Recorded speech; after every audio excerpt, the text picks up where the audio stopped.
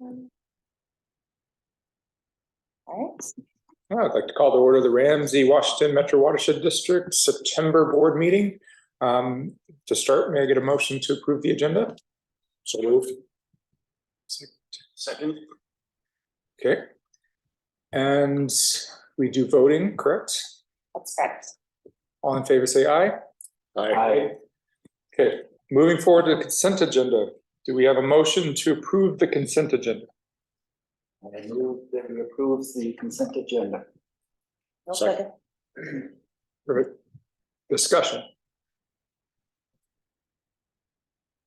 I have one request, and it's really on the change orders. It'd be nice if we could break down, so in the future, for the specifically the escape climbing, there were 3 reasons why the expense has to be increased. It's still within the budget. I think that's perfectly fine. But could we give some sort of idea of, you know, okay, it's more expensive to do it. It needs to change due to flow, and then the availability of plants being longer, it costs more. I was just curious if we could just get an estimate of what those were. I know it's come up a couple of times on the change orders, at least if we could see that. Now, maybe it was in the detail. I tried to look for it, but I couldn't piece it together. That's it. But I'm comfortable with it. I have no problems with the change order. That would be nicer to know. Because there was multiple things that caused the change in price, have it broken down. There are 3 things. It wasn't a huge increase. I just wanted to understand it. That makes sense. And if we could set that up as a habit for those instances where the last time we went above. Multiple things. There was one that went well above the grant proposal, which made sense at the time. So just trying to keep an itemized, like this is generally how much it might increase. That's all I wanted to say discussion wise. Yeah, I had just a note. I had to study one of these residential plans for a while to kind of wrap my head around it. It was the Killian Griffin residence. And my thought more went to the discharge of stormwater. I know a lot of municipalities have, you know, codes about you have to store and discharge your water on your own site. And there's a bioswale. It looks like it's accommodating the neighbor's roof runoff, and then it goes on the neighbor's property extension of the bioswale. I guess it was more of maybe a question, but when these are coming in, do we review the plans to make sure, I know it's not against code, but it's a best practice to discharge water on site where possible? And like I said, it looks like these neighbors have had communications about this design, so it came down to more of a general question on that. But you kind of broke up a little bit there, but I think you're asking about, like if we review how the stormwater discharges and having it leave the site, is that right? Yeah, because they got a bioswale and it does exit the site onto the neighboring property, but it looks like it's taking water from their roof. So I see the intent on this one. It took me a minute to kind of read through the plan. There weren't topo lines, so I had to interpret and go on Google Maps and all that. But yeah, my question is just, do we review and make sure, even though it's not against code, apparently in White Bear, from what I could understand, is that something we talk through with designers and try to do the best management practices, because it is leading to the neighbor's site. We're doing a shoreline restoration.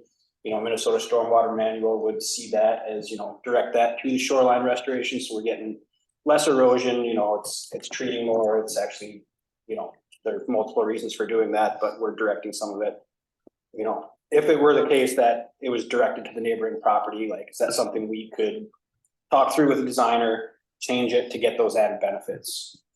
Yeah, that's a good point. I know it came up in discussion, but this isn't one, as you can see, that we designed with our, landscape designers at Ramsey County Parks. Usually that's where these come in from. So we did do some review of, or a full review of this, but I'll make sure that that was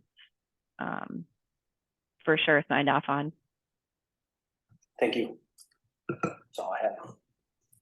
Okay, so all in favor of approval of the consent agenda, say aye. Aye. Okay, transitioning to visitor comments. I don't see unfamiliar faces, so I believe we don't have visitor comments. So let's go ahead and transition directly into the permit program. I think it's Nicole. Good evening, everyone. I don't have any permit applications that were ready to move forward this month, but the enforcement action report is included as always for your review, and I can take questions if you have any. I have a question on the Maplewood Myrtle Sterling SIP. That Yeah. finding there, it seems like you've had some continuous findings with this particular site. I'm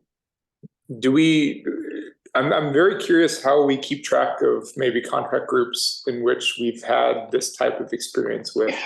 Is that something you guys monitor and record? Just out of curiosity.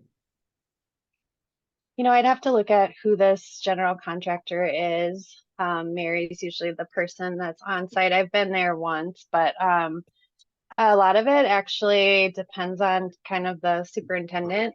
So even within a construction company, you might have a vastly different experience depending on who's in charge of the site, what their training is, and their general view on erosion control. I think it makes a big difference. Their willingness to learn. But certainly, we work with companies and individuals enough that, we remember. But I do have an update on this project. Mary has since been out, since this was prepared, Mary has been out again. And the city engineer actually went out to do a very thorough inspection because he's copied on all of our reports as well. And they are doing an on-site weekly meeting tomorrow, but the main topic is going to be erosion control. Mary's going to be in attendance with the city and the contractor and really go over their inspection log. From what I understand, there have been improvements made, but there are still things that are getting missed. And our view is that, if we visit the site twice a month, we shouldn't be the ones catching these things. They're, required to do weekly inspections, and not that it's happened a lot this year, but if it rains half an inch or more, that triggers another inspection. So Mary's going to review their log and discuss, face to face, like where's the disconnect, what's going on here, and also, frankly, to discuss escalation of enforcement if needed. That's obviously not what we want to do. This is a public project. It's City of Maplewood's the owner, but they're having kind of the same problems with the contractor, it sounds like. So just trying to navigate the best way to continue this road project, particularly because it's fall. I know that they need to be completing their work, but doing so in a way that isn't damaging the resources of the neighborhood. So more to come on that. That's the only enforcement one that really caught my eye. I saw that one too, and I kind of have a follow-up question. I know we haven't seen a lot of rain, but if we did have these bigger events, a month of non-compliance seems like a long time. Like, we've been lucky there hasn't been rain, but would it be escalated sooner if we had seen rain events and this non-compliance was still an issue? Like I said, a month just seems like a long time. Yeah. We do give multiple chances, notices of violation, and in a situation where we don't hold an escrow, we don't have a financial enforcement mechanism on public projects. We really try to work with the cities, or sometimes, it's like counties that are on these public projects, to try to see if there's, improvements that can be made between the owners and the operators that might be more beneficial than stopping work, but that's certainly within our capability to do that. But Mary did say, she does see improvements every time she goes out. So, but there's just things that I think are not being understood about, what the requirements are. So yeah, certainly we do have other enforcement mechanisms that we've utilized in the past. It'd be nice to follow up next month just to see how it's going, Nicole. I know you will, but the city seems like should step in, because if I were to see these many types of infractions, it would call into question other aspects of the work that they're delivering. So that's it. Has an escrow ever been considered for a public project, or is that something that's, against state law?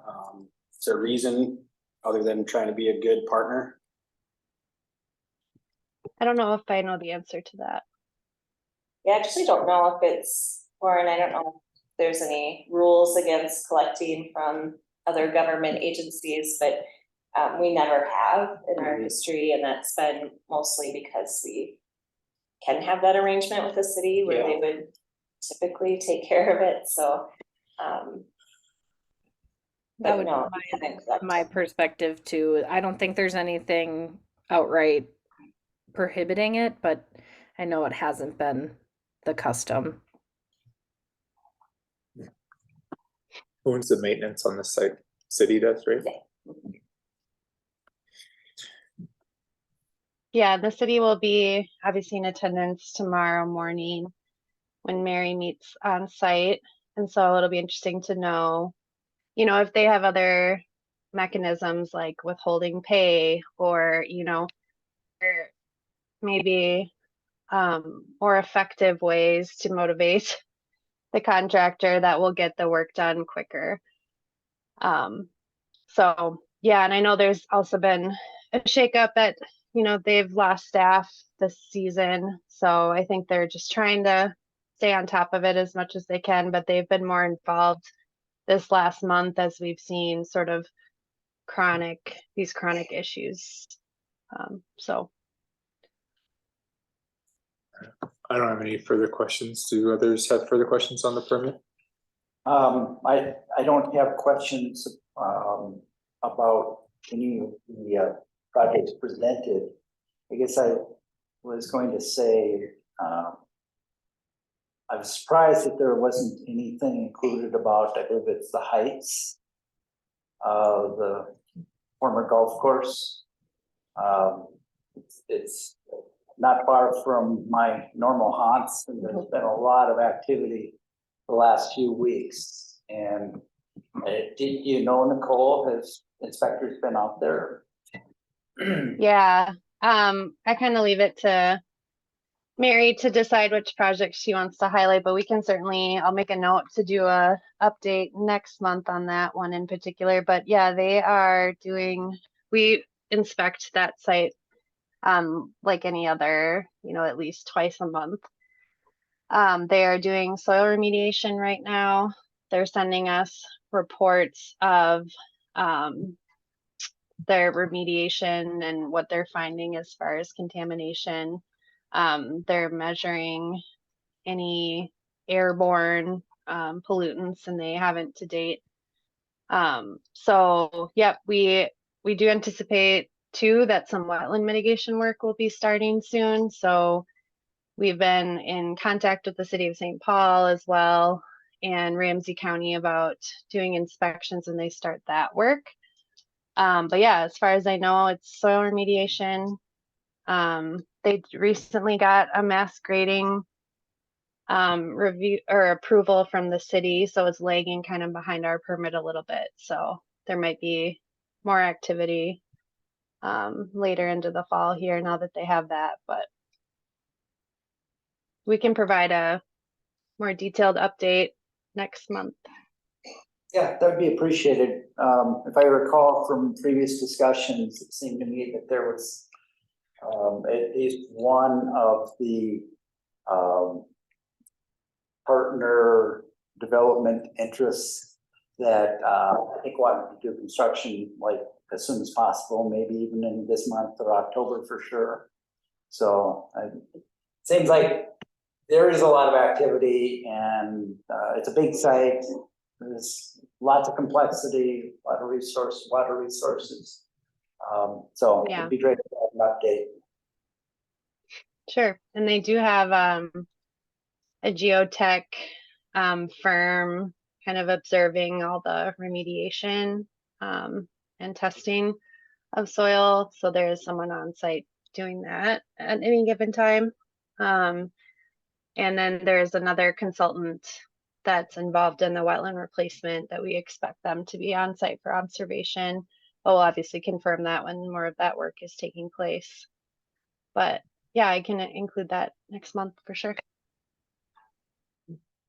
Thank you. Any further questions on the permits?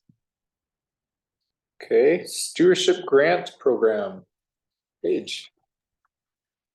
I don't have anything specific to report. I'll take any questions if you have any. We still have plenty of budget to get us through the year. I don't have any big projects in line, but we're still getting applications for residential projects, and those designs are going out. So I expect to see a few more before the end of the season.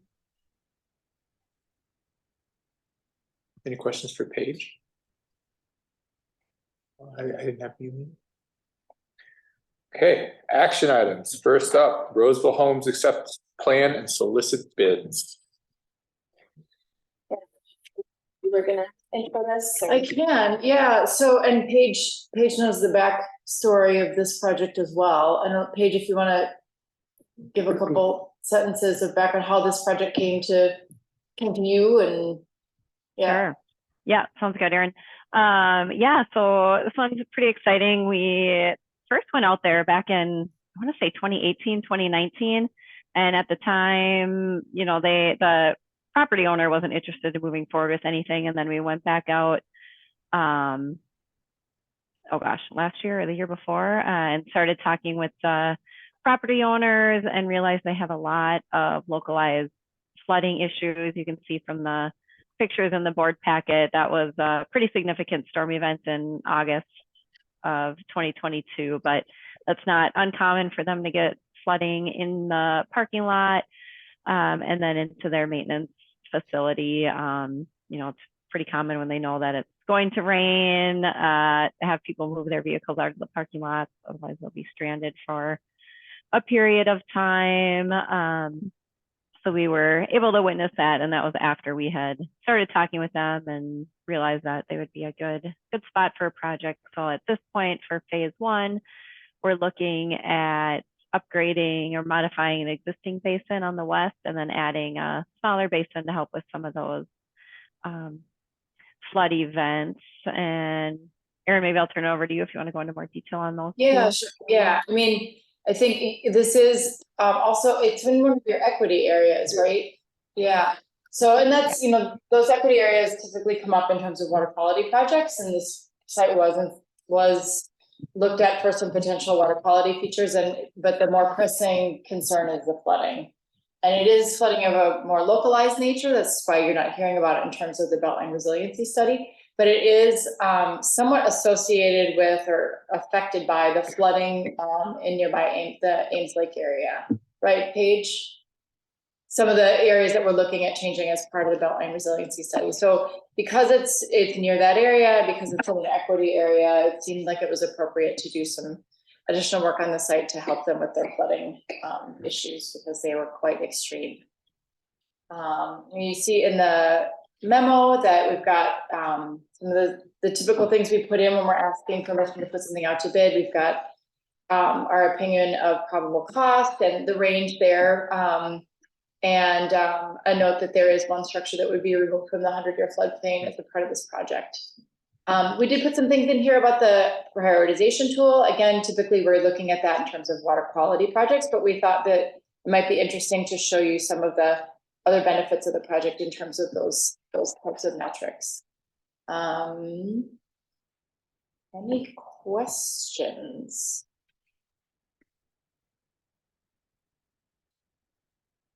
I don't, this feels right. So do we have a motion to approve the preliminary design, estimated costs, proposed project schedule, and direct staff to finalize design and bidding documents and solicit bid proposals? So. Second. Okay, discussion? All in favor, say aye.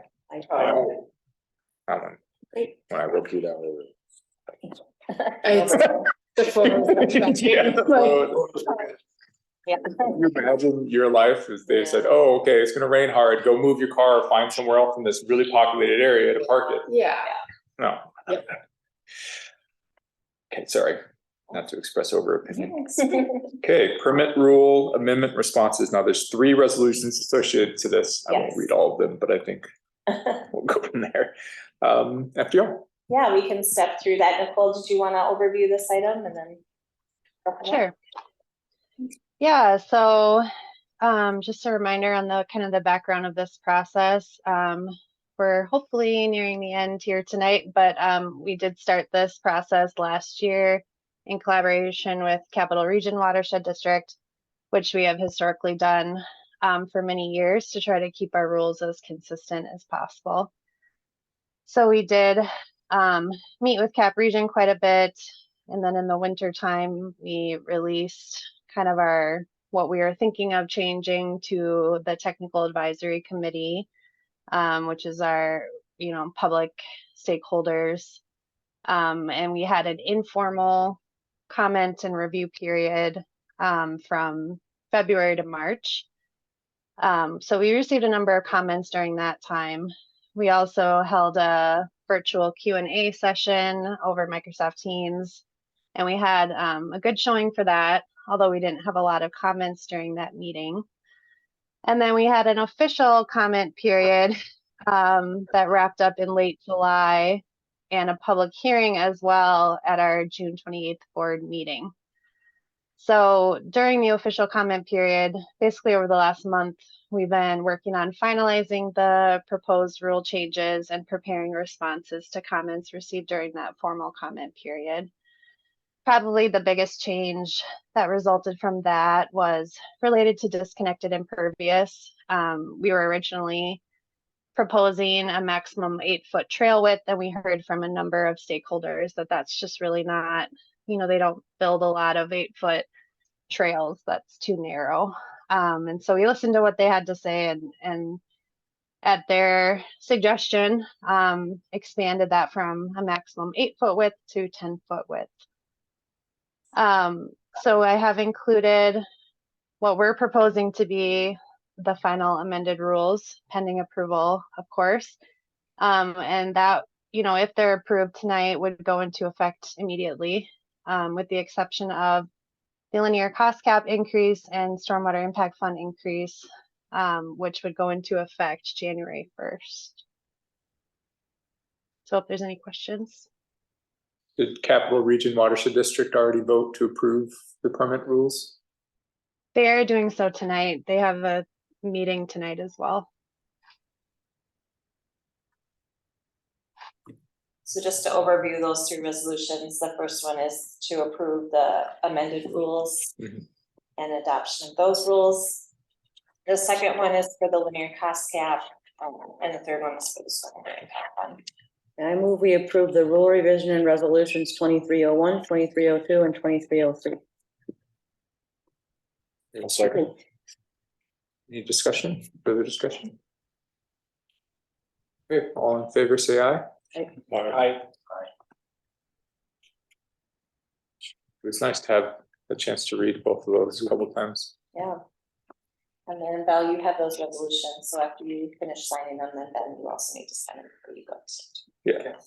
Oh, yes, I will get that underway. Thank you for that too. I just figured I'd wait until we approved them. No, yeah, that's all good, just want to make sure. Okay. Next is the preliminary budget levy and public hearing. And Tina, I think that falls to you. I'm just gonna pull the short presentation up that I had included in the packet. Can you guys see that online? Okay, perfect. Maybe, oops. Just a little overview of the information that was in the packet. There is, let me pull it up here.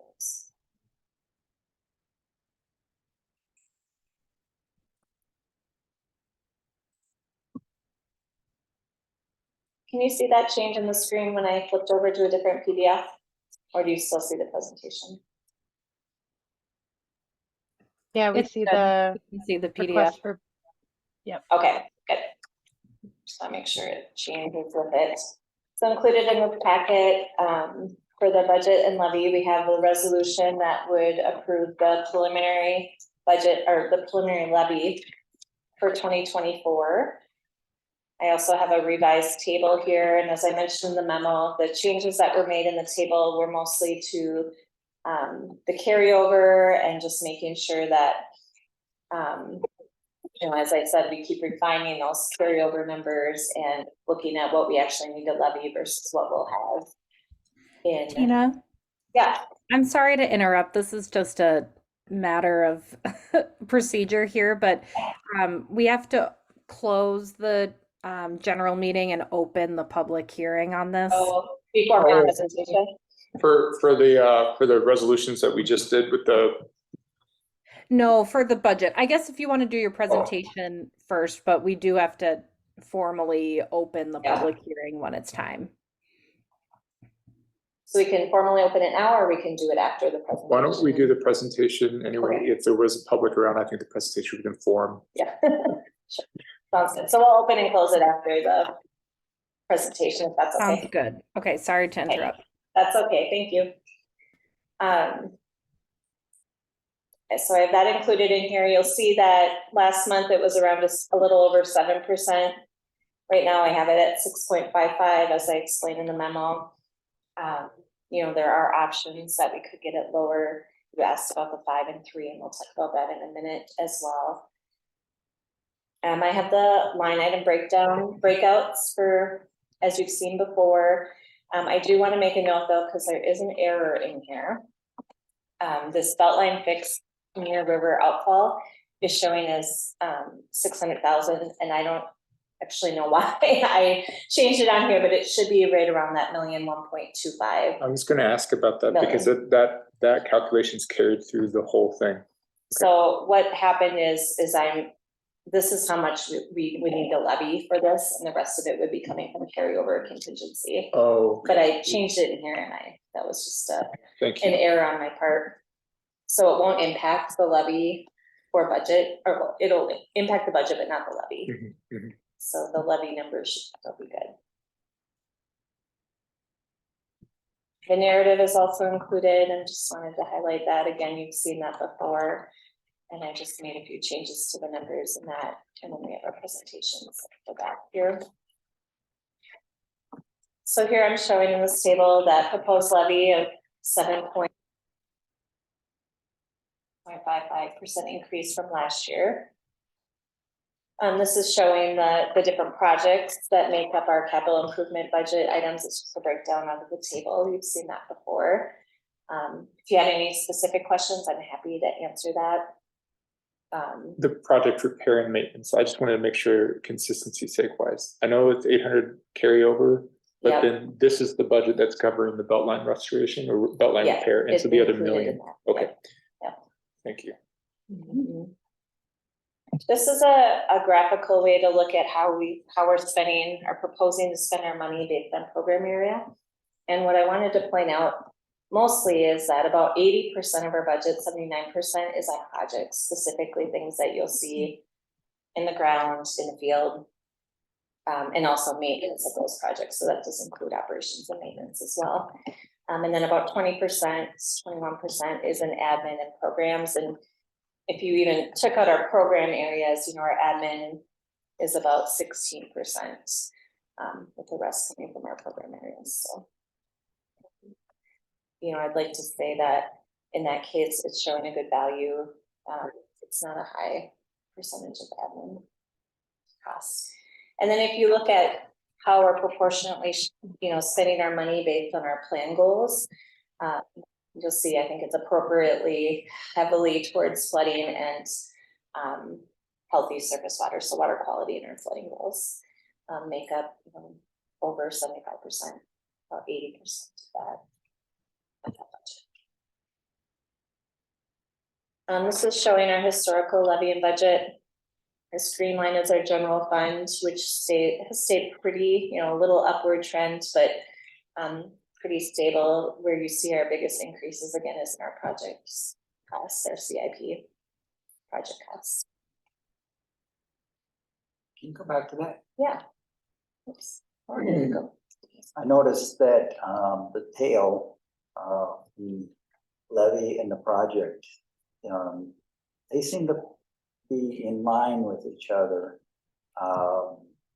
So my take on that is we're relying with projects more on the general fund, the levy, Levy. Mhm. and the general fund itself is contributing, but it's relatively flat in regard to those projects. Yeah, Can you I mean, I think more about that? typically the general fund is increasing by a small amount, but our project funds, when we have, especially our big flood risk reduction fund projects, those are big dollar amount projects that happen, that are needed, you know, all at once. And so there's a larger need for that to come from levy. And if we were to apply for grants or external funds, those would not be part of the levy or the general fund, correct? Right, so when we apply for grants, and that is something I mentioned in the memo about Double drug. the double driveway Fish Creek, so we did apply for about an $800,000 grant for that project. And that would decrease the levy need for that project, so, yeah, that's correct. My question to note is the time to apply for grants is now for next year, so that will incorporate those as part of the before December. Is that Yeah. correct? Yeah, I'm hopeful. I don't know the exact date of when they're going to release the results of that grant. Sometimes it's before, sometimes it's after a December meeting, but if it's not before, then we'll have that discussion at the board meeting as to whether or not you want to move forward with that project, whether or not we get the grant. If it's contingent on the grant, then it would not be shown in that too. And I might get that date, you know, so that maybe next month or the month after. What speaks to me is, I know when I was, and Pam can speak to it too, earlier, we were doing our best to keep the levy as flat as possible. That's been the intent. But we've had in the last several years, multiple feasibility studies showing us ways to help many different people with flood risk. And so seeing a climb at the end, to me, starts making some sense. It's just my 2 cents looking at the trend. I highlighted the flat. I know it was purposeful. But now that we've had and we are informed, it feels like we need a slight change. Yeah, I would say too that there were several years where we were planning, and now we're gonna really Like be execution. executing kind of the next piece. You can see clearly that the project line is, that the need is great.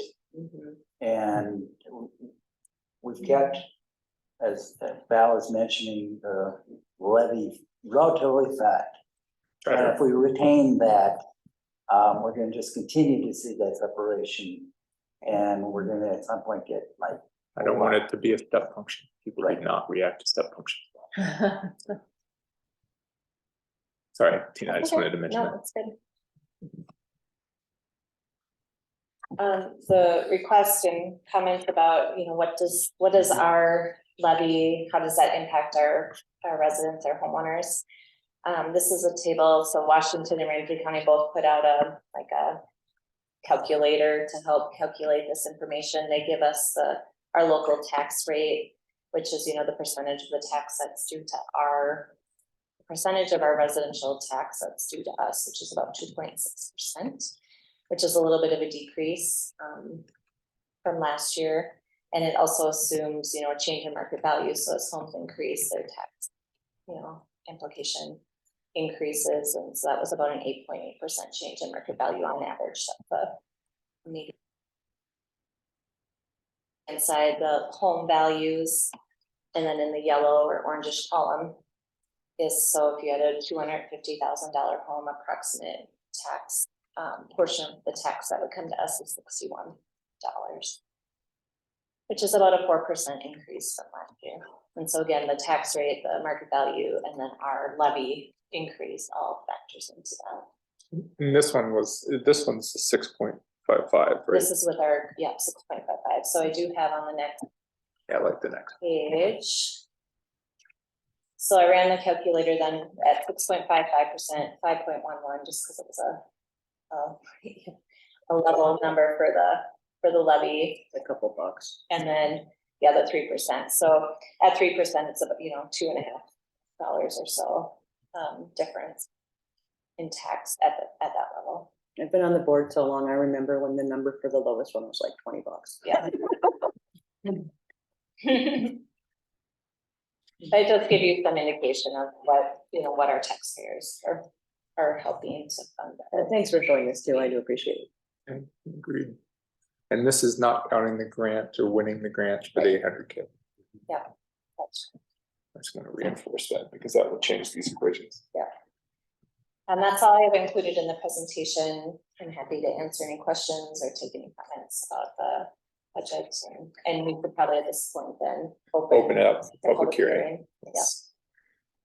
So I don't remember the exact preceding word, or the right words, but I believe we closed the general meeting and open up for public comments. Is that correct? Yep, for public hearing, yeah, Public hearing. yes, and then the board doesn't discuss, they close it and then discuss, is that correct? Yes.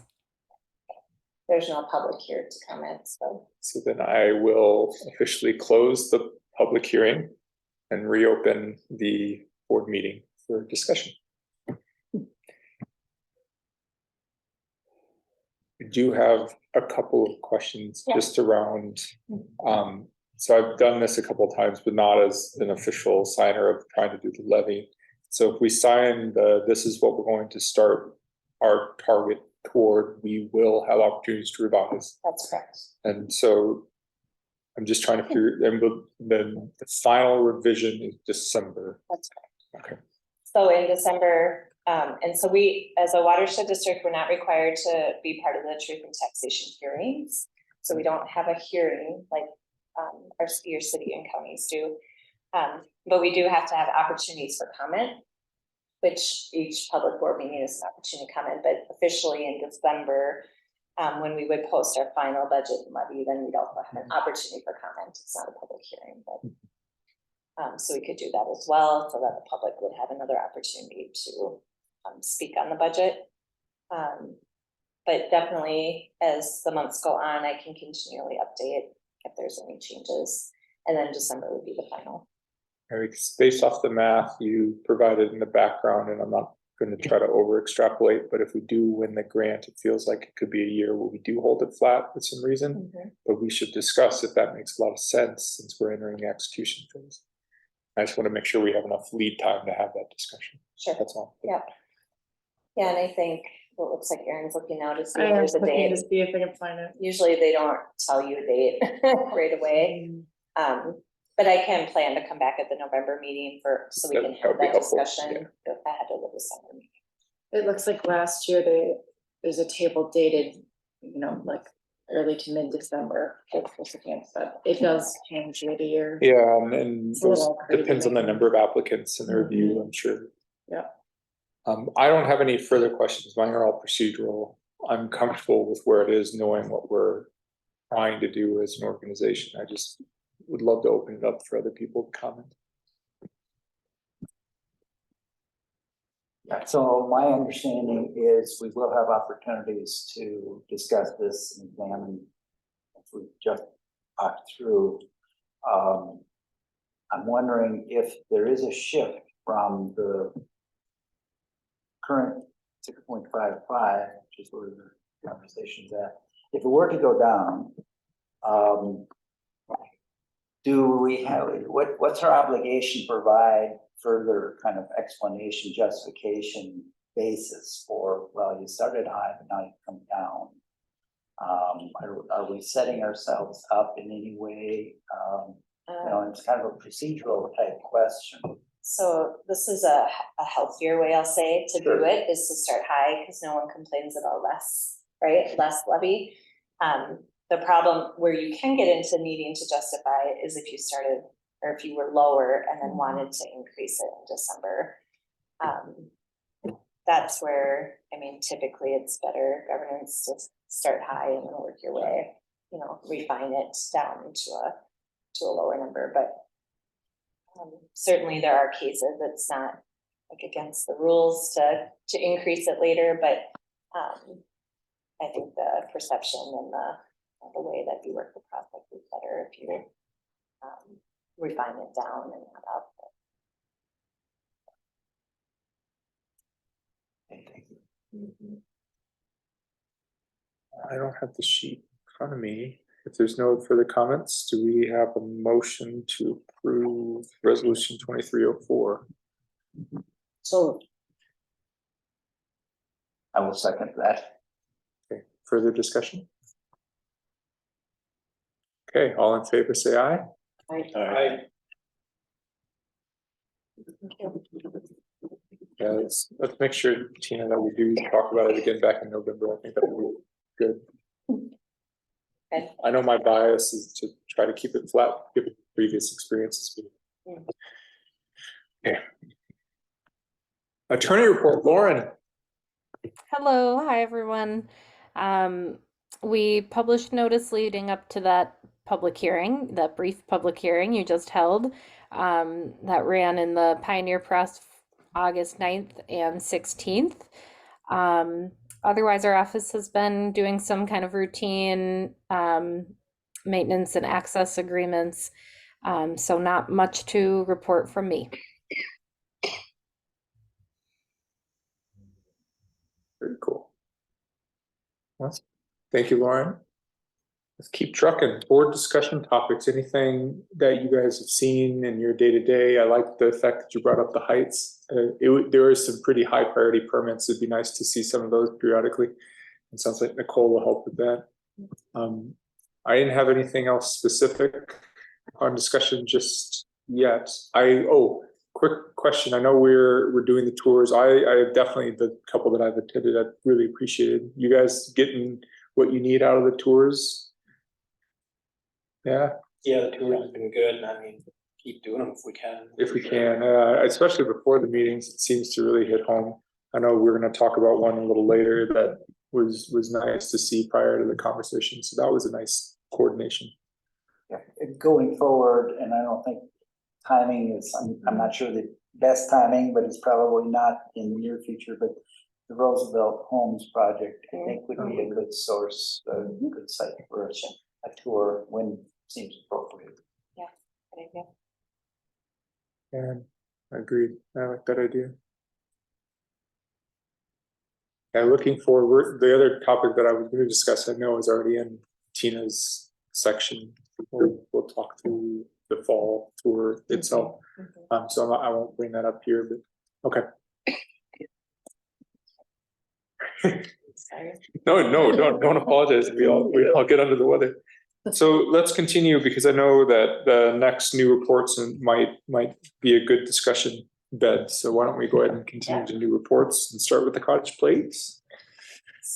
Well, Brendan Doherty is here. Brendan, you want to introduce yourself and you had any intro that you wanted to do? Well, I'll do a mini kickoff and just say that I'm going to this out on site, so some of you have heard this, but this site came to us several years ago now in around 2018 when we were doing a cross-district look for projects for water quality purposes. And so one of the sites we had identified from a desktop analysis was the St. Odelia Church property, which is a large church and school and a large parking lot. And so we went out there to look at it to see if it would be a good place to retrofit a rain garden or something. And so we were walking around that site and realized that right up next to that driveway, or right next to the parking lot to the south, is this relatively, for an urban area, gigantic wooded area that we knew nothing about. And so we took a couple steps in, and Paige came out to the site, and we looked around and thought, gosh, this is a wetland. This is a greatly degraded wetland. And lo and behold, we realized it was public property, which we never expected to see. An area of Shoreview that was intended to be developed into residential plots, but because there was wetland, conceivably because there was wetland in there, it never was. And so the attention shifted from a retrofit rain garden in a parking lot type of project to a wetland restoration project. And so it has felt a bit like a needle in a haystack opportunity. So we developed it, and you saw in the board packet how far we got. And then there were different priorities after 2019. And so the district was chasing a lot of other flood projects because we were coming out of a really wet time. And now that's settled down a little bit. So we're bringing this back up for your consideration. And with that, I will hand it over to Brendan, who was very deeply involved in the development of the original concept plan. So we'll have continuity of staff here to talk about the project, and I'll leave it to him. Yeah, hi, Brendan Doherty, landscape architect at FAR. Yeah, I was involved with the design back 2018. Trying to remember everything still, so getting up to speed on this one again, but is at a stage where concept level, but we have really good ideas on how to improve this wetland. So as Aaron said, it's located just south of St. Odelia Church here. That's just to the north. And that pink area is the outline of the evaluation area that we initially looked at. So this slide shows property ownership, and then it also shows the wetland delineation that we completed in 2018, where the current wetlands are, and then that's this blue line, solid blue line in the middle, and then this kind of peach pinkish line is an historic wetland. There's about 9.25 acres, and currently, as of 2018, is 2.34 acres of that left. So we did do a full wetland delineation back in 2018 as part of this initial project. And then, as you can see, the church owns the property to the north, of the center line. This property owner of the area to the south. So that historic wetland, when we dug through the historic aerials back when we were looking at the wetland, you can see that in 1953. That it's pretty obvious where the historic wetland is. That little fuzzy sort of texture is a good indicator of emergent emergent vegetation, or cattails typically is what that might look like in the middle there. So as you can see, the church isn't constructed in this year. There's these houses to the east, where there's this dead end sort of road that still remains today, Cobb's Place, where there's a cul-de-sac over there. And then nothing to the west yet in 53. And then development happens quick, 1974, the church is in. We get houses all the way around. So as you can see, this historic wetland footprint is disturbed by fill from housing developments. It's interesting, this house actually was here back in 53, and it was up in the upland, and then we added more. And one thing to note is that when the church, so somewhere between 53 and 74, there was quite a bit of fill that happened here on the east side, kind of northeast central part of the project, and that is something that we saw today earlier during our walkthrough. There's it's urban fill material. There's concrete, asphalt that you can see shows up at this point. And then following that initial disturbance, this just kind of fills in with vegetation over time. So you can see it's goes from open wet meadow, scrubby, car wetland, and then it just fills in over time into what is currently now a highly wooded area with tall trees, canopies probably 60 feet tall and 100% covered over most of the natural areas here. And it's mostly cottonwoods and maples and elm, and then there's ash kind of on the peripheral as well. And then the mid-story is all buckthorn, but I'll show you some photos of that too. So this shows the soil Sergo data, and it indicates, it lines up pretty nicely with that historical wetland delineation, and you can see this is hydric soils kind of throughout this site here.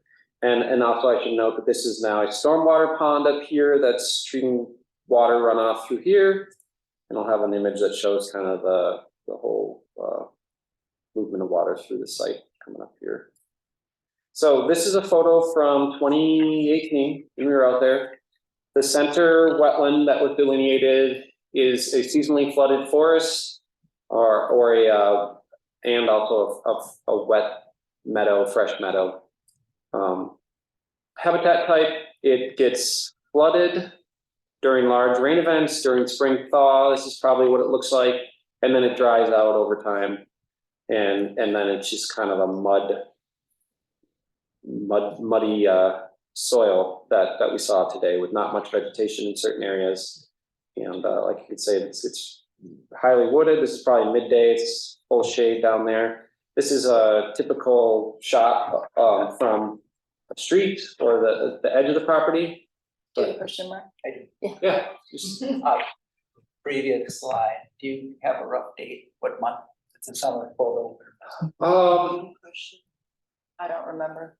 I don't have That's okay. We can find out. I want to say just midsummer, probably July or August.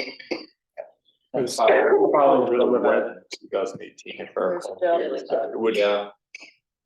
Yeah, I wonder if there wasn't a recent event before, you know, or just trying to get. Yeah. How? Well, yeah. what How the- long? Yeah, Yeah. the hydrology trend. Yep. I think this is, this is what was kind of throughout the middle area of the site. What the delineated wetland was this when I was out here at that point, and today it was bone dry. So, not to say, I don't know. It's changed. So from the edge conditions, another major issue here obviously is invasive species. Buckthorn is super dense on the edges. It's thick. It's really thick. Hard to get light in. Its sight lines are obscured. It seems kind of a little bit of a dangerous vibe when you're inside because it's very dark. You feel obscure. It's very not ideal place to hang out. It seems like, but people are. It looks So- like the kind of. Yeah, a lot of forests out there, and but it would definitely benefit from opening it up. I think in terms of safety and comfort. It's just really dense with buckthorn. And then on the south side, there's a little bit of a channel leading to the storm sewer, and there's some cattails and then some native annuals. That it's just really dense with vegetation more on the south side and a little more open. I should say right now. So again, this is a view on the north side channel, what that looks like in summer. There's, during storm events, I think I don't know if this trash is blowing in off the parking lot or if it's being moved through storm events, but very highly disturbed site. It's there's no natives, ground cover that I can really speak of. And one thing that we saw today was deer, and that's also adding to the issue of, I think, this buckthorn and invasive species that kind of dominating and exposed soils. So yeah, as part of the initial phase, we did a phase 1, and there was evidence of this fill. So we did a phase 2 to look at what was in it and if there was any known contaminants. There was none. There was nothing that came back above any levels of contamination or pollution. So the result of that phase 2 was that the fill could be addressed as part of the project, but doesn't necessarily need to be hauled off or contaminated for NPCA rules. So, and this elevation model here shows where that arrow is pointing at where that fill on the northeast side, just south of that cul-de-sac, there's a lot of fill right in here of debris and it's kind of throughout this whole upper area. Whereas this southern sort of portion of the site's a little less disturbed.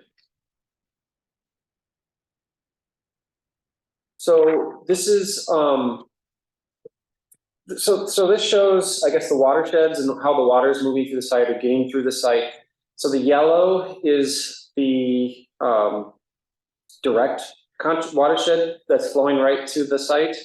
And then this pink outline here is during large storm events. All this runoff comes through into the storm pond and then it overflows. So the emergency overflow from that pond leads into the north portion of the site and then up through a channel that I just showed you. That was that kind of bare channel. And then it goes through a culvert that's kind of half buried right here. And then it drops out and it's been eroding and dropped probably a foot to foot and a half out of that culvert and then into the wetland. And we were walking right in that little spot today, right? Yeah. So there is so the cul-de-sac, there is basically kind of a rough path that goes from east-west through the site.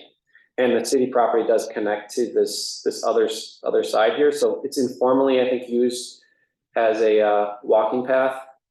And there's also a couple utilities.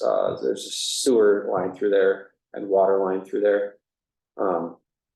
So that's why it goes under that, I think there. Can you circle the fill again now on this one? Yep, so the fill is up in here. And this has a note, so this concept was like before we developed and really looked into how to deal with that fill, but it does remove fill, but I'll get to our initial concept that we developed previously. I think we can cap it because it's not, we can move it and consolidate it and then cover it just so kids or whoever isn't like falling on concrete and asphalt and leave it on site. And that way we're not hauling this material off site and increasing carbon footprint, and costs would be drastically reduced by just keeping it on site. So this blue area is the existing inundation area for a 1-year storm event. The little cyan lighter blue is the 2-year, and then this tan sand color here is where potentially we could increase the size of the wetland and create habitat and increase that area there. So I was curious, considering back when we had some wetter years, there were some fairly close houses and properties in proximity there. When we've run our models to look at flooding under those types of conditions, did we see any of those lands threatened at all, or there's any habitable structures threatened? I didn't know. No, I don't think so. Okay. But that's something that, whenever we go in and are changing hydrology, changing pipes, changing roads and culverts, that's certainly something we would be confirming. And I know as we look at our designs, we confirm the thought of designs. What I believe I'm hearing is that we're going to expand the usefulness of the wetland, which would even reduce even risk to those particular areas. So we'd be adding storage. Yeah, adding storage. Yeah. So I was curious if that adding storage helps mitigate future risks that we perceive with 100-year floods in its current existence.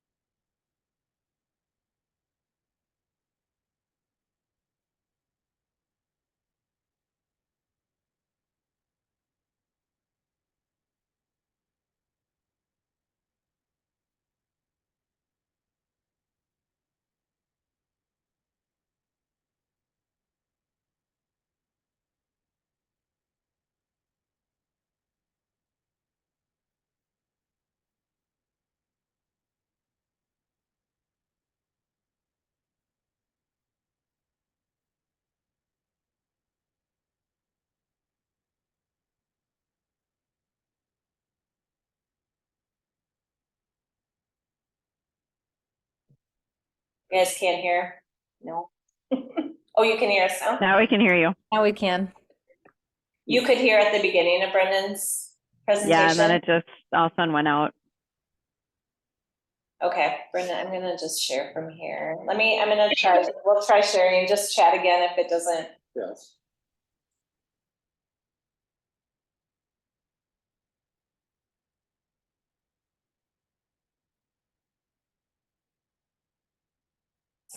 Sorry.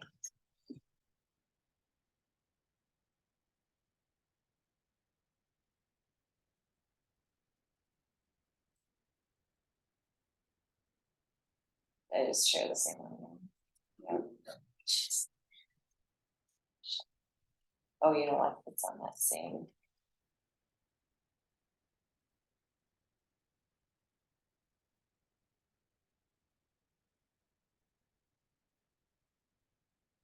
$150. Are you sharing that now? Did you stop share? I did stop shares. Let me get it back. No. All right, still hear us? Yep. Okay, I'm gonna try sharing again. Okay. I guess that was the last thing we heard.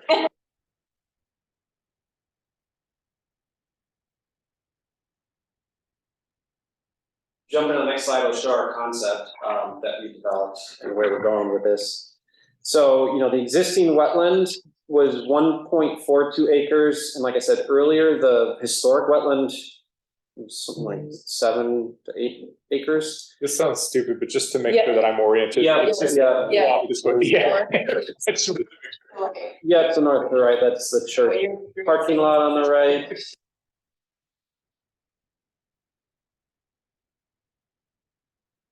So, yeah, so the dark blue dash line in the middle is the delineated wetland, and then the kind of marsh darky green symbol is the proposed expansion of that wetland. So yeah, to orient you, the stormwater pond that takes the runoff from the 2-year event or from larger events from the parking lot is up on the top right part of the page there. Right there, go through that culvert, through this channel, and then in wetland complex there in the center of the project site. And that would be expanded. Like I said, there was a lot of large trees on site. We played around with contours to try to save, you know, some of the larger specimen trees, nicer species, you know, valuable trees. But we would lose, there would be a lot of, you know, something that we should. Brendan?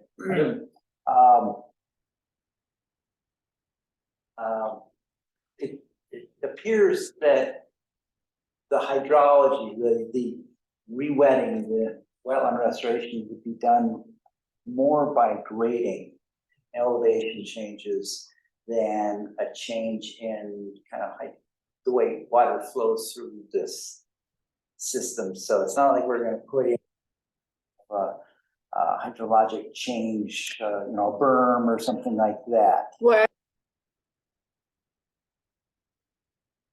Sure, that would be designed to help flood it the way that we want to. But that's in large part to protect some of the homes, or is that to back water? Backwater, It is. yeah, yep, right. to spread it, otherwise, yeah, your point is valid, if you create all the space, there's no reason water would go there, Yeah. yeah. And here's the proposed culvert that would go at that bottom left area, right?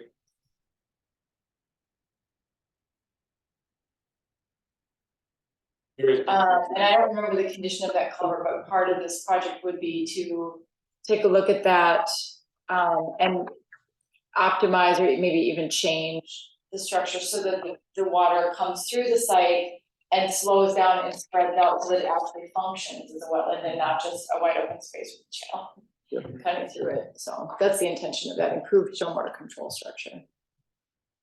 Yeah.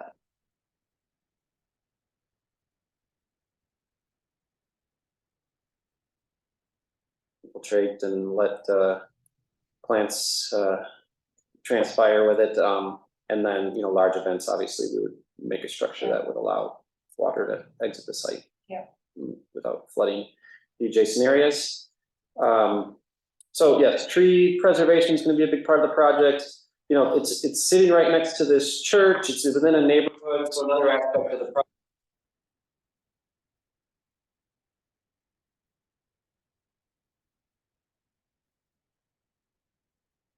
Connect the neighborhoods from the east to west with a formal trail that would be ADA accessible.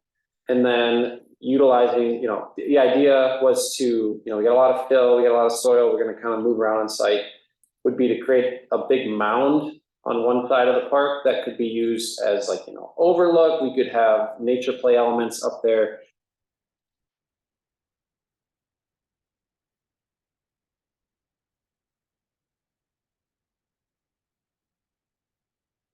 Over the wetland was another really cool feature, so you can look down if there's interpretive elements associated with this, where you could look over the site and see, potentially how it, through a visual of how it would function and what it's doing.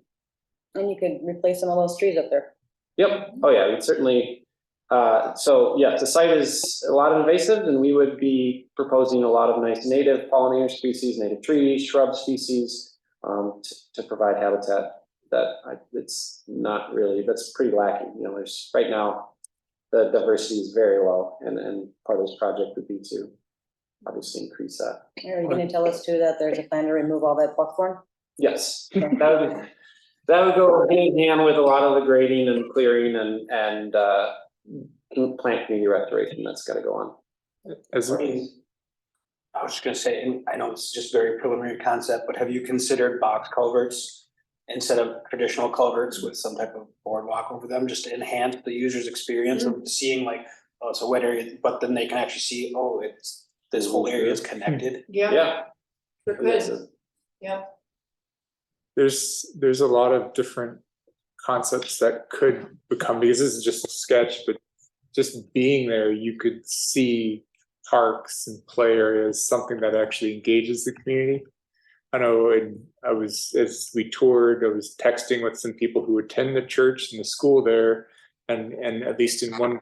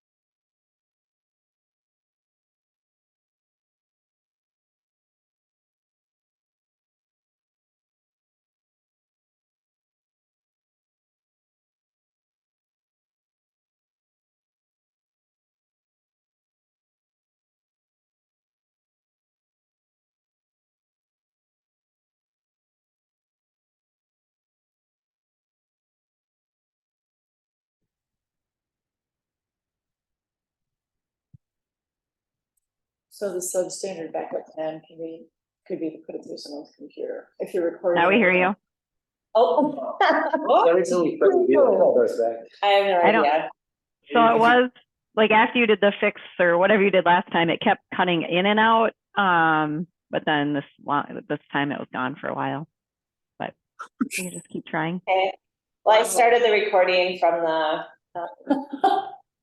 the device in the room, so I guess I don't know if that's even routine, but we'll just keep going here, and if it cuts out, I'm sorry. Okay, just don't think we're ignoring you if you ask us a question. Instead, everybody just look at our own thing. Yeah, I'm not gonna share again in case that's the problem, and go from there. Thanks. Yeah, definitely let me know though, the Can you chat just tell again. us what page you're on? Do you have our packet to know I what do page? not have your packet. He's on page 154. Four? Okay. Yeah, the PDF page 154. That's the page with the beautiful 153, purple yeah. Beautiful flower. wetland. Oh, yeah. those are Mist beautiful on the- flowers. Yeah.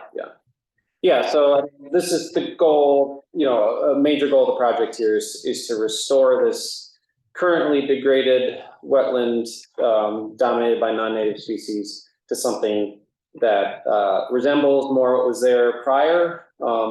Again, we can't recreate the whole thing because now there's a neighborhood around it, but if we create a little pocket of nice wet meadow species is what we're probably going to target here. That would support amphibians,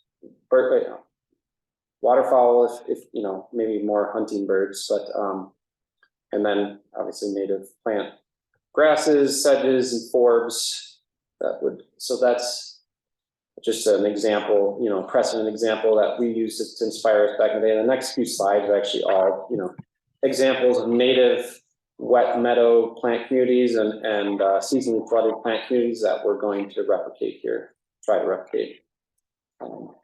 So yeah, there's a lot of potential here, especially from where we're at, where the site's currently at. I think it's a great opportunity to really create a little oasis for habitat in this area. And so next steps would be to obviously develop this concept, get all those details, what else could we add to this site to make it, function better, what other value can it serve to the community, and detailing that stuff, those items out would be the next steps of the project. Yep. Do you want to talk about it? Well, I guess just, yeah, I mean, you saw the scope summary in the memo, and this was a little bit different than you would normally see because we got partially through that. A few years ago, we would be picking it up at what we're calling task 4, which is where we're looking much more in detail at the hydraulics and how to control the timing and the elevations and figuring out what storms we're trying to capture and whatnot. And then wetland permitting obviously would be a really interesting part of this project. We don't often go in this direction where we're trying to restore something. So that's task 5, and then task 6 is getting into plans and specifications, and that's where we'll get into a lot more detail with some of the things that we talked about tonight in terms of what kinds of materials and what kinds of culverts and where there might be interpretive features and whatnot. So you would be hearing back about this project at around that point. We'd be reaching back, I believe, at 30%, and then again at like 95% where we would be asking to go to bid. So what staff are asking for today is your approval to continue on down the road on tasks 4, 5, 6, but know that this isn't your approval for the whole project going out to bid. We have a long way to go for that, but the proposed timeline is also in the packet here. So this is all budgeted for next year, starting in January. If there was some interest, we might be able to start in on some of these pieces earlier, but it does seem like this is a project that would be best constructed in fall and into the winter because of the wet conditions that can exist on the site. So we can front load this a little bit if that's of interest to get through some of these decision points, but it probably would still be that we'd be landing on construction for about a year from now, if not a little bit more. So the way it's laid out in the packet in terms of the timing would be that it would primarily be a 2024. Anything else we should add, Paige or Tina? I don't have anything else. No, I think some of the things that might happen, Paige has been talking with the city of Shoreview about just their approval process or their support process. So the city is planning to bring this to their council workshop in September. It had been brought to a council workshop back in 2018-19, somewhere in there. So this is a refresher. There's a lot of new people in there. So it would be a new piece of it, you know, working with city staff through both public works and parks, as well as with St. Odelia's Church, to make sure that we're hearing from all of the project partners on needs and wants and how it might all mesh together. So that stuff will happen, I think, over the next several months. That's what I was, because it didn't come out as like task 6. It looks like it was the first time we start really engaging them, although I believed we were going to engage those parties. Yep. Okay. Yeah, we will definitely be reaching out before task 6. That's really more about when we get a finer point on what we think could go Like there. from the detail, yeah. Okay, Yep. so this is start task 4, but assuming we're already starting the alignment process with some of the. Yes. Yeah, and I mean, technically we have budget available because it's carryover, so we can actually start this process, you know, into the fall if time allows for our staff. So. What do y'all think? I think it's a great project. Great project. I just had one question. Wetland delineations are good for 5 years. You're gonna be doing that? Yeah, we talked about that in the Yeah, second meeting. that came up too, like, oh, yeah, shoot, yeah. Yeah, that's part of the. Yep. Yes. Well, I didn't see it, so. Oh, yeah. Yeah, we We were will gonna add that, touch base with yeah. Nicole and, but, yeah, 5 years. Just missed it. Just wanted to make sure I had the right. You're right, you're Yeah, right. 2018. Yep. Yeah. Yeah. That's how. But I still have to say, like, when we envisioned having these, you know, these kinds of projects, this was exactly what we were setting out to do. So I think it's really fantastic, and we're really gonna do some good. Still, what do you think, Mark? I think it's a great opportunity. I see no reason not to proceed on to phase 4, 5, and, you know, revisit as it goes forward. This really feels like why the board is here, is to try to enrich these areas. I'm super excited about it. So, I mean, so we need to have a motion, is that correct? So we have to move to. You don't have to, but you have in the past historically done that for the scope summaries, yeah. It seems nice to have a motion to instruct Support. staff and bar to proceed through the outlined tasks in this packet. We Great. move to do that. I will move that staff and bar and other resources. The powers that be. Re-engage stakeholders and move on to phase, the next phase. Great. Second. All in favor? Aye.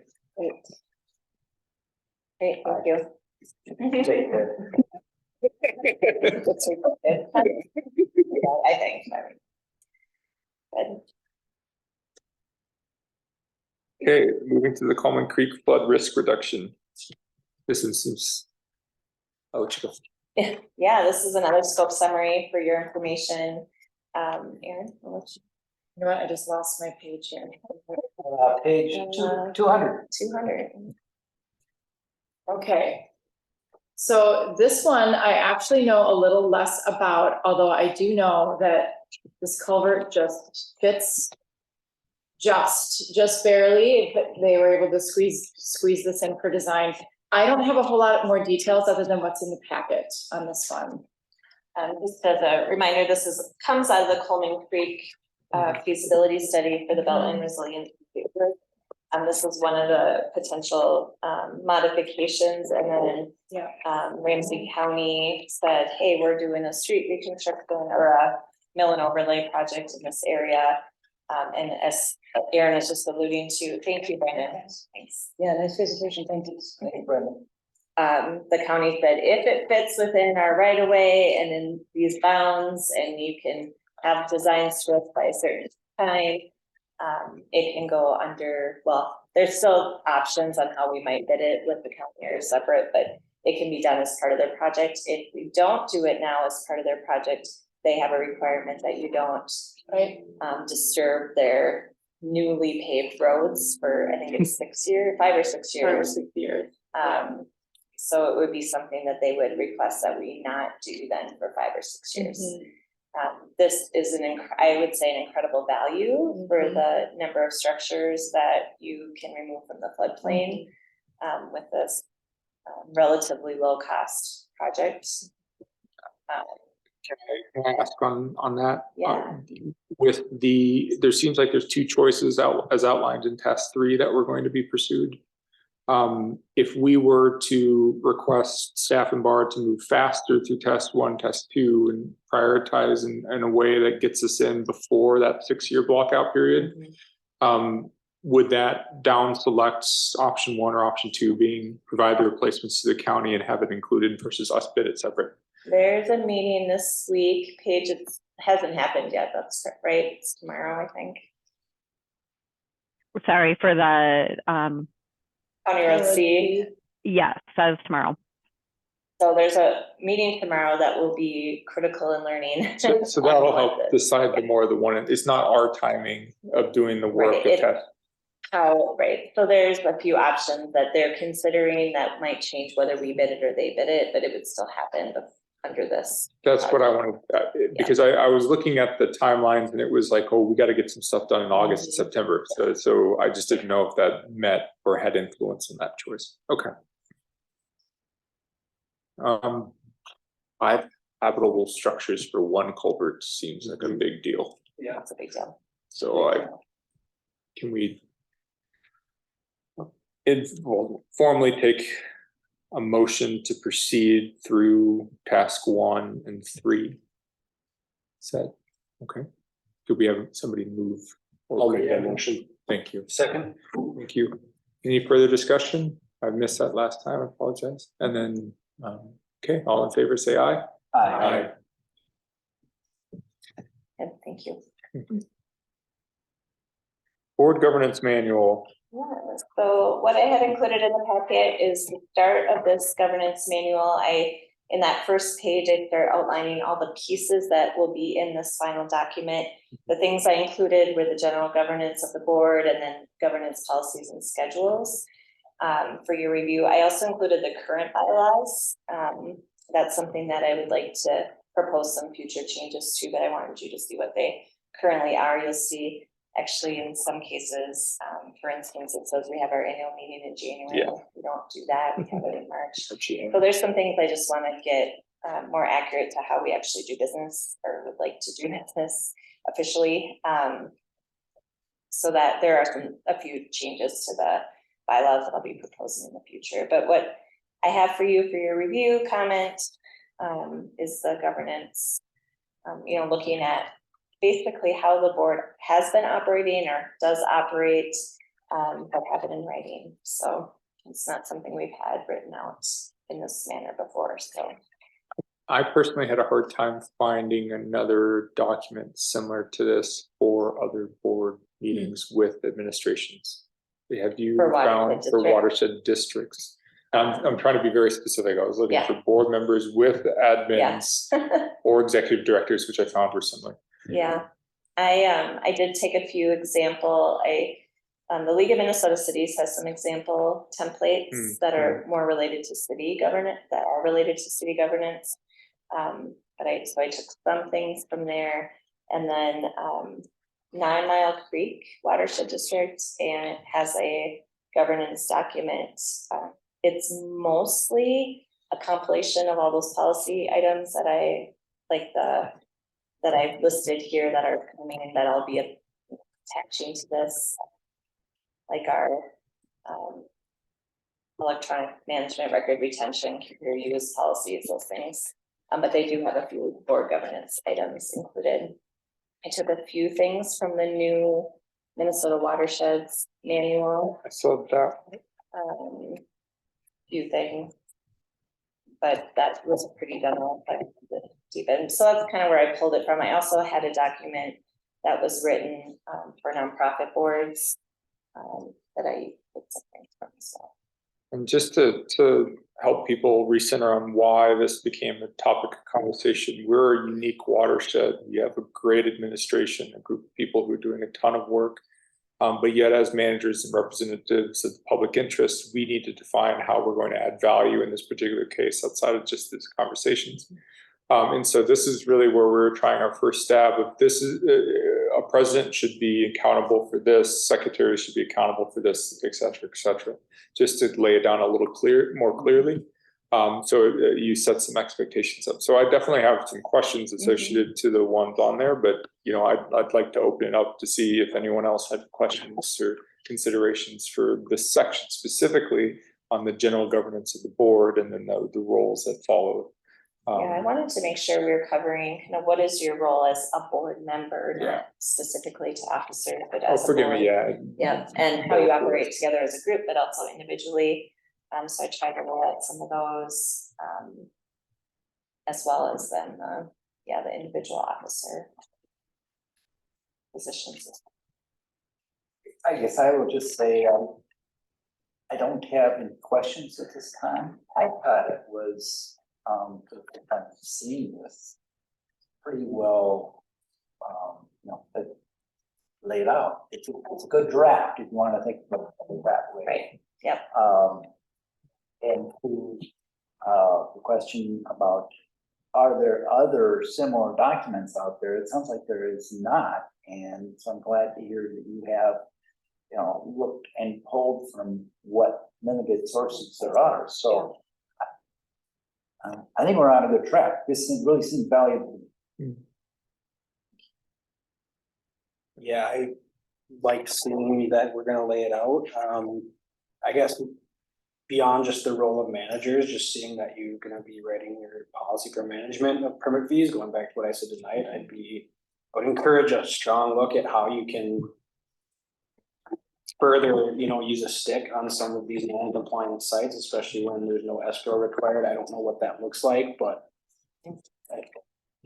we've had multiple non-compliant sites that I've seen that last for too long in my mind, so. And you said we can't, put some escrow? We can Maybe that's the solution. for public, we do for private projects. For public projects, we don't collect. But we could, We could. and maybe that's the solution.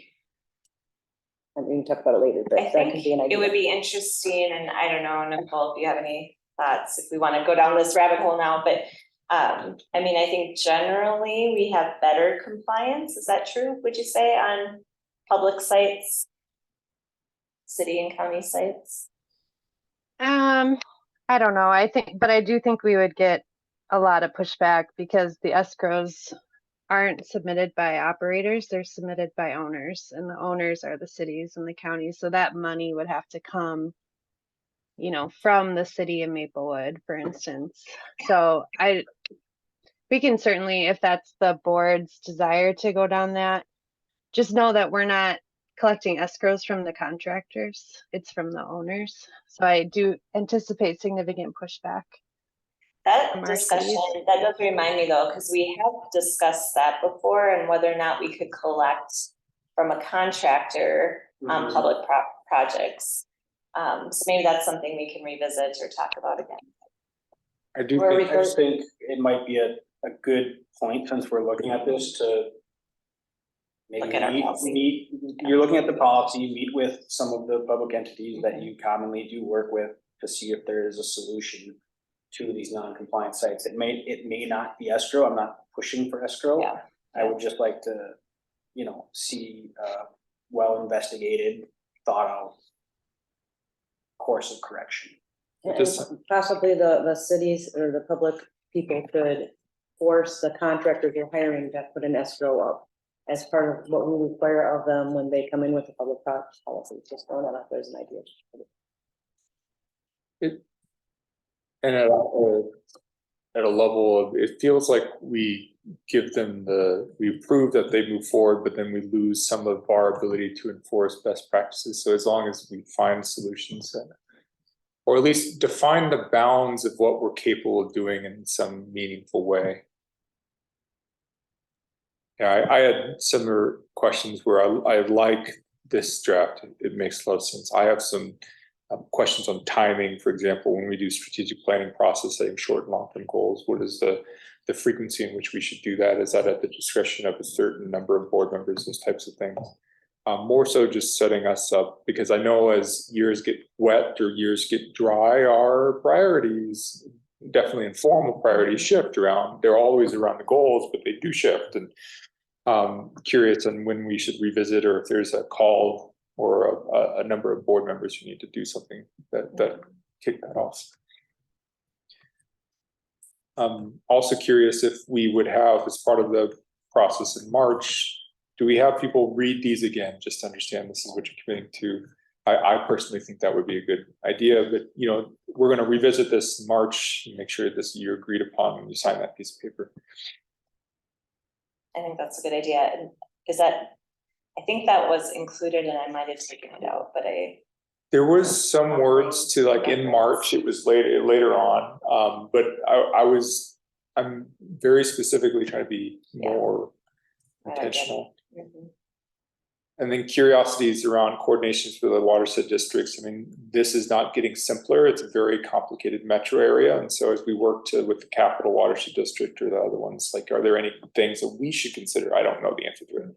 That we, to coordinate and ease and to smooth out why we're doing it, or maybe touch base with the board members. I don't know. I don't think it's traditionally done. Right. So I wanted for discussion.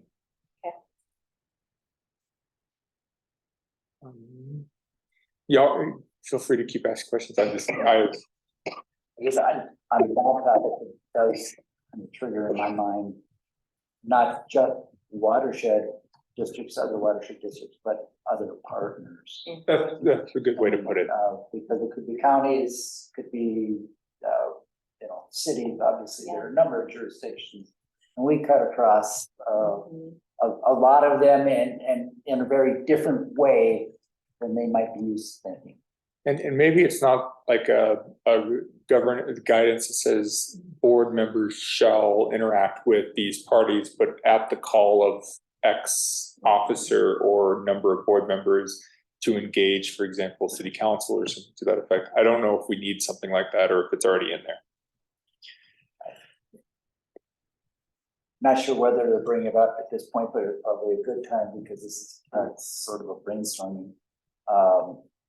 Going back to I think Ben and the comments around the escrow, it really brings me that broader concept of enforcement. What is our enforcement process? Do we have an enforcement process? I don't know that we do. We do, it's just, and we can include that. Yeah, I mean, perhaps that should be included here. Does it need to be more formalized? Does it need to have a clear interaction with the board? I don't know. We can share that with you. It's been a while, I think. I don't know, Nicole, if it's been updated recently. We used to have a flow chart way back. Yeah. Yep, we have that. We can share that with you. Yeah. I really like the decision making. It made a lot of sense. Executive sessions was new to me. Can you explain what that means? Sure. Let me just pull it up. Where was it in? It was section 3B under meetings, maintain confidentiality of the board's executive sessions. I know we have a closed meeting. Yep, those are essentially closed meetings. I just wanted to double check. So we hold those for the administrator's review. Yep. Is in closed executive session. And then if there were ever any legal questions or things that might go. Those are good examples. A court proceeding. I don't know, Lauren, if you're available to hop on what's all required for executive session, but I know that's something that can be closed in an executive session. Yeah, those are basically the two main grounds. The other grounds to close a open meeting would be to discuss a sale or purchase of real estate, which I know is been something kind of floated around or mentioned. But yeah, so real estate offers, staff reviews, and then pending litigation are all bases to close an open meeting. So it's pretty rare that we have to do that. And the requirements then for having that executive session or closed meeting is that those items are confidential and private, but we give a summary essentially of what was discussed, a topical summary, I guess. Yes, and they also need to be recorded, not published, but recorded, so that if they ever did need to be accessed, there's a recording of what was discussed.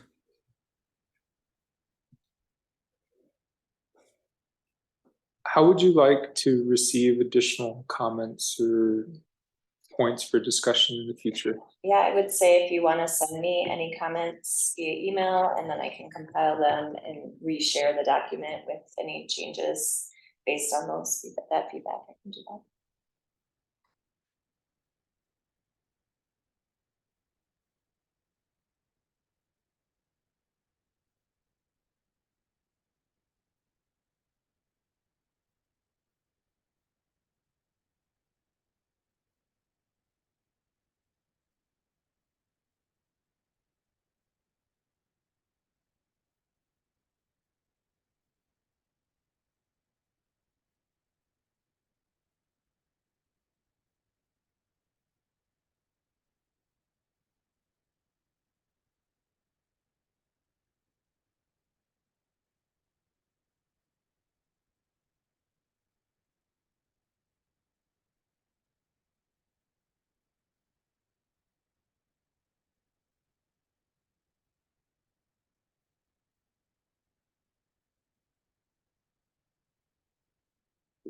Things For the officers. Is that we what you're accommodate, yes, officers specifically, but in at least the one in the couple that I pulled from Canada, they had those. Yeah. I was curious, but we can send you information or suggestions offline, and you can summarize. Yeah, we have annually voting for our members now, which so or it's we decide perfectly to change fair. every year. if they And want there's to. nothing in the law requirements as far as your appointments, there's no term limits. on Okay, that. I'm fine with it, but Yeah. y'all get sick of me after a year anyway. All right. We can jump then. So then this seems like it would be a board action request to send Tina comments prior to the next board meeting, giving her sufficient time to at least. That would be very helpful. For the next meeting too, and if in your comments, if you had thoughts about the bylaws, I'll bring back my suggested changes. I've been taking notes for years on kind of what could be changed in there too, but if you have any thoughts, you can send them to me. Last thing about that is if there are multiple points that need discussion, we should have a conversation around, does it make sense to hold a quick workshop before one of the board meetings and just carry it through just to knock those out quickly? Sure. Okay, that's just something else. So I think we're transitioning to administration report unless there's very specific things on what you saw in the governance you still want to talk about. Okay, administrator's report. Good. So I have my meetings attended and upcoming meetings. One note is that we do have a date for the Watershed Excellence Awards. That is our annual awards banquet, where we recognize our partners and residents and volunteers for the hard work that they do over the years. That date is November 16th this year. So mark your calendars, invites will be coming on that. That was all I had there. I have that board action law and updates to that. I don't think there was any changes unless there's any questions. I had a question just as a note of interest, is the diversity workshop, how did that go? It looked like that was either held on, well, last Monday. DEIA, is that correct? Oh, work group, that was just our internal work group. The first meeting with staff is coming in September, later September.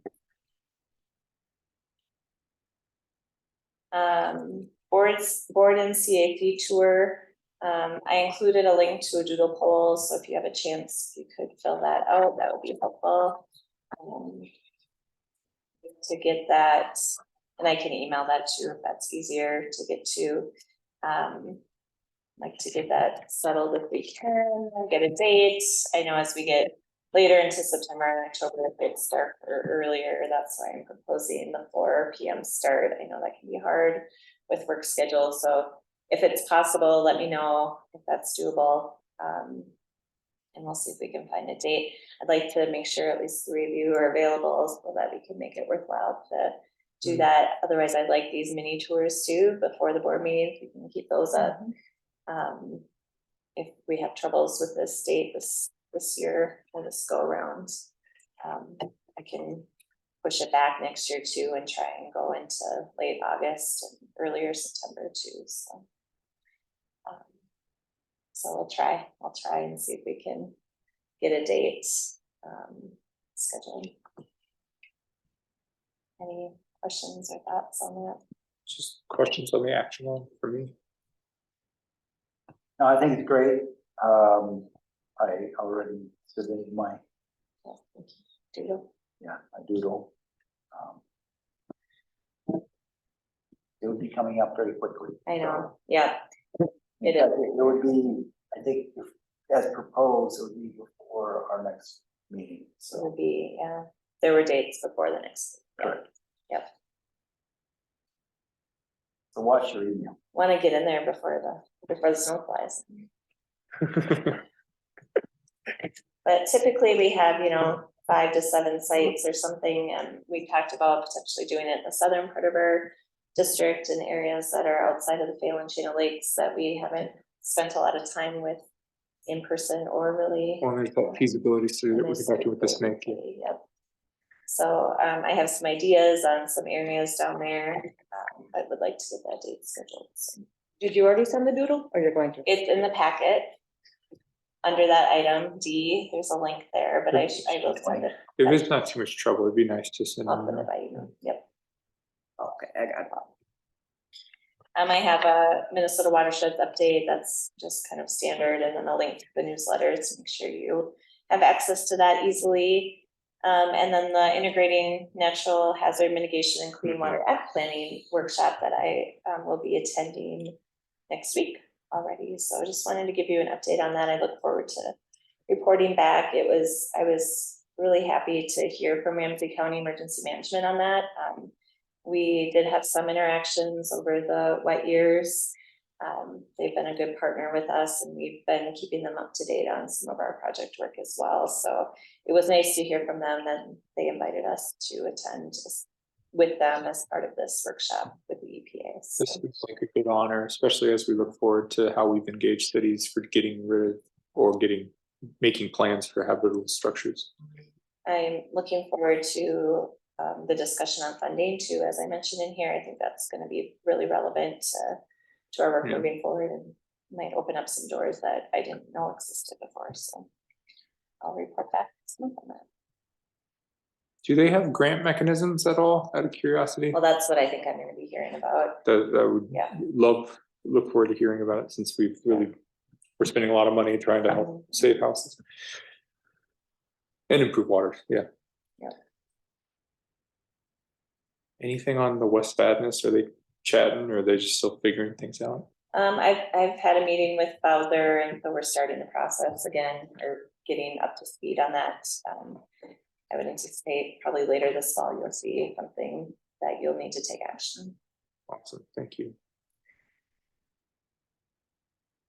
On the side of my regular day job, PFAS is getting hot and heavy focused, so it might be worthwhile bringing that back. I know it's highlighted as maybe winter, or we did it before. You already did it that might winter. be interesting just to keep tabs on it, either in a project somewhere else, but I didn't realize how hot and heavy that's hitting just industry as a whole, so I assume that we're going to get more pressures.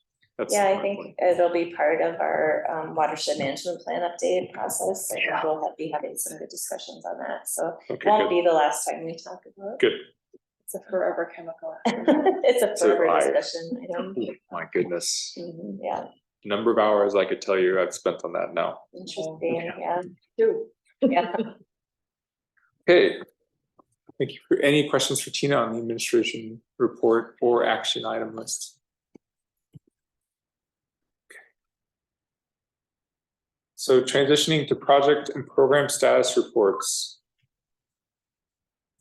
Yeah, if you have any questions about any items, happy to take those.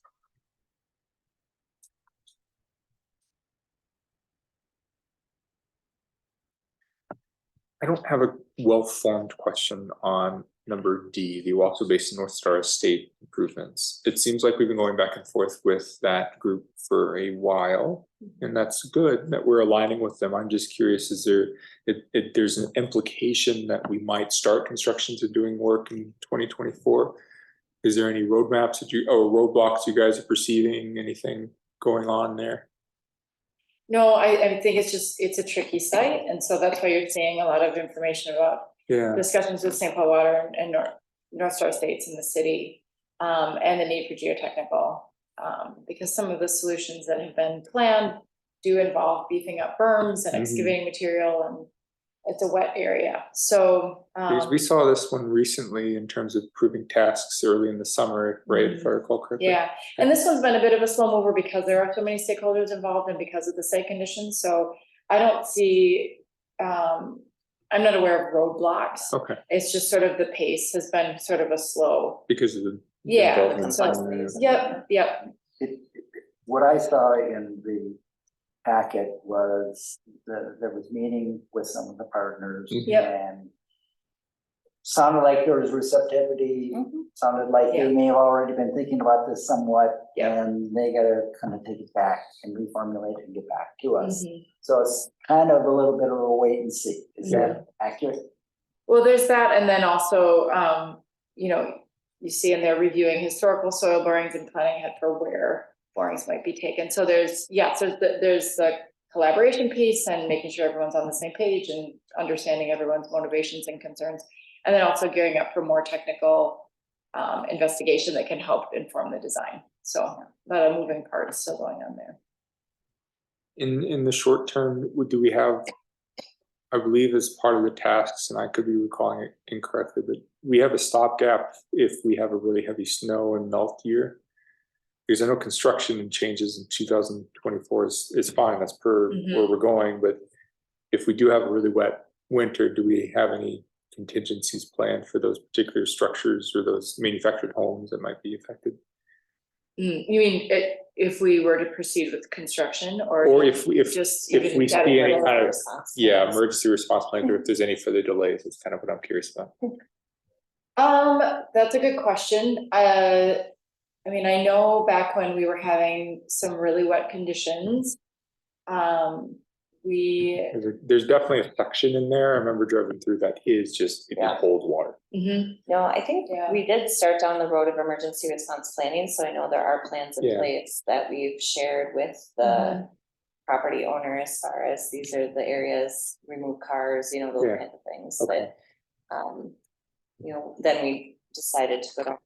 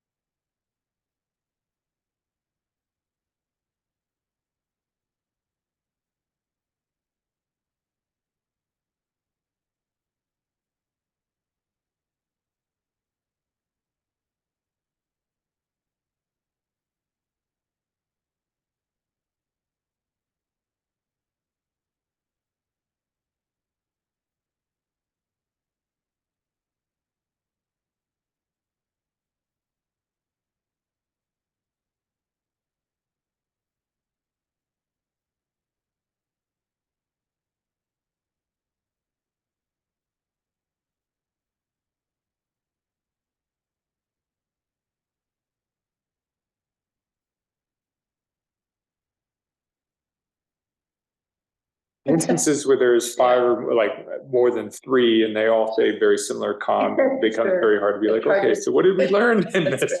fair. Okay, yep, That's the only thing, but I really Yeah. enjoyed reading through it. okay.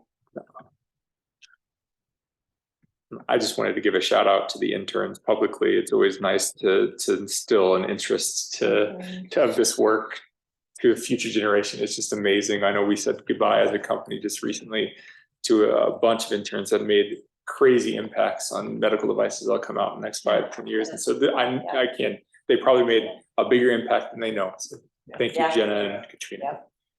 Yeah, we love, well, I just love every new season of interns that we get, and yeah, it seems that they value their experience here, and we value their input and time. We even have one coming back part-time. Actually, Yeah, pretty excited. Tomorrow's our first day back. that's really the last comment I wanted to make on the project side of stuff. Cool.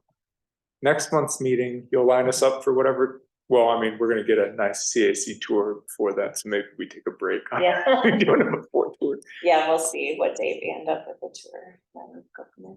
I did want to ask, we've made some small little tweaks to how we've been doing the agenda and managing the meetings.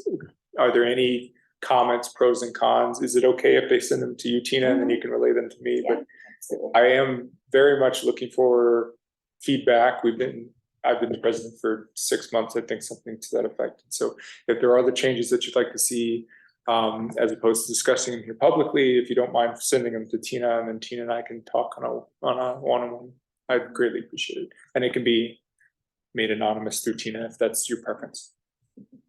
Well, I'm happy to publicly say, I think you're doing a great job. you don't have to vote. Well, awesome. Do we have a motion to adjourn? So moved. Second. Okay, of course. Thank you. All right, thank Okay. you. Have a good. So, everybody online? night. Audio issues. Good night. Tina? I submitted the